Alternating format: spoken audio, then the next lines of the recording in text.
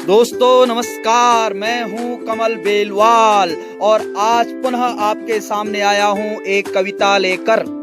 लेकिन आज मेरी कविता कुछ हटके है। हटके कैसे है? क्योंकि आज की कविता का विषय है जमरानी बांध।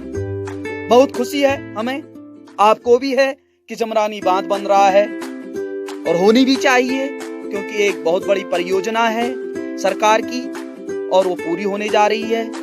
लेकिन दोस्तों खुशी तो है, लेकिन इसमें एक जो गांव में जो विस्थापित होने वाले लोग हैं उनकी एक समस्या भी है जिसे सरकार को सुनना चाहिए। तो वह समस्या क्या है, मैं इस कविता के माध्यम से बताना चाहता हूं। आप लोग जरा ध्यान से सुनिए, बहुत आनंद आएगा। बनाओ बांध पर रहे ध्यान इतना, बनाओ बांध पर रहे ध्यान इतना, विस्थापितों को क्या मिलेगा कहां और कितना, विस्थापितों को क्या मिलेगा कहां और कितना। सरकार ने अभी तक निश्चय नहीं किया है कि विस्थापित कहां जाएंगे, उन्हें कितना मिलेगा। किसी का तो सब कुछ चला जा रहा है, उसमें घर भी चला जा रहा है, जमीन भी चली जा रही है, लेकिन अभी तक कुछ भी निश्चय नहीं हुआ है। तब मैं कहना चाह रहा हूं, बनाओ बांध पर रहे ध्यान इतना, बनाओ बांध पर रहे ध्यान इतना, विस्थापितों को क्या मिलेगा कहां और कितना। किसी का तो सब कुछ बांध में ही डूबेगा, किसी का तो सब कुछ बांध में ही डूबेगा, भले ही शहर को पानी खूब ही मिलेगा, भले ही शहर को पानी खूब ही मिलेगा।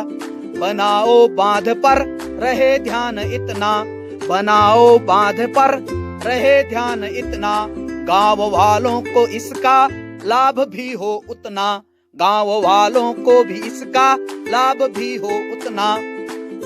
आगे देखिए, बड़ी सुंदर पंक्तियां हैं। अगर हम घर बनाने के लिए किसी सूखे वृक्ष को भी काट रहे हों, सूखे पेड़ को भी काट रहे हों, सूखे पेड़ को, हरे पेड़ को तो बिल्कुल काटना नहीं है और काटना भी नहीं चाहिए। प्रकृति से प्रेम होना बहुत आवश्यक है।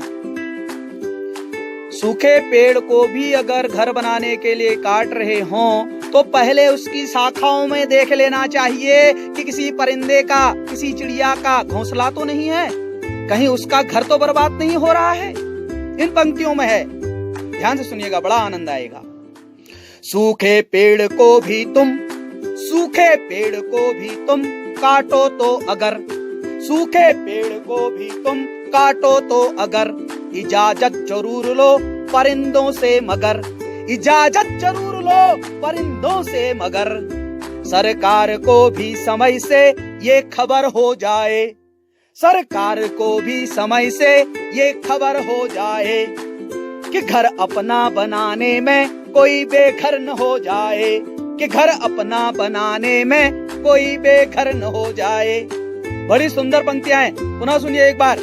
सूखे पेड़ को भी तुम काटो तो अगर, इजाजत जरूर लो परिंदों से मगर। सरकार को भी इसकी, सरकार को भी समय से ये खबर हो जाए कि घर अपना बनाने में कोई बेघर न हो जाए। कहने का तात्पर्य यही है, विकास होना चाहिए, जमरानी बांध बनना चाहिए। बहुत अच्छी बात है, विकास होगा, लोगों को रोजगार मिलेगा, हल्द्वानी को, पूरे शहर को पानी मिलेगा, विद्युत उत्पादन होगा। लेकिन जो विस्थापित हैं, जिनका सब कुछ डूब रहा है, जिनका घर जमीन सब कुछ जा रही है, सरकार उनके साथ भी न्याय करे, उन्हें उचित स्थान मिले, उचित जगह मिले रहने को, रोजगार मिले। बस इन्हीं शब्दों के साथ दोस्तों पुनः नई कविता के साथ मिलूंगा। नमस्कार।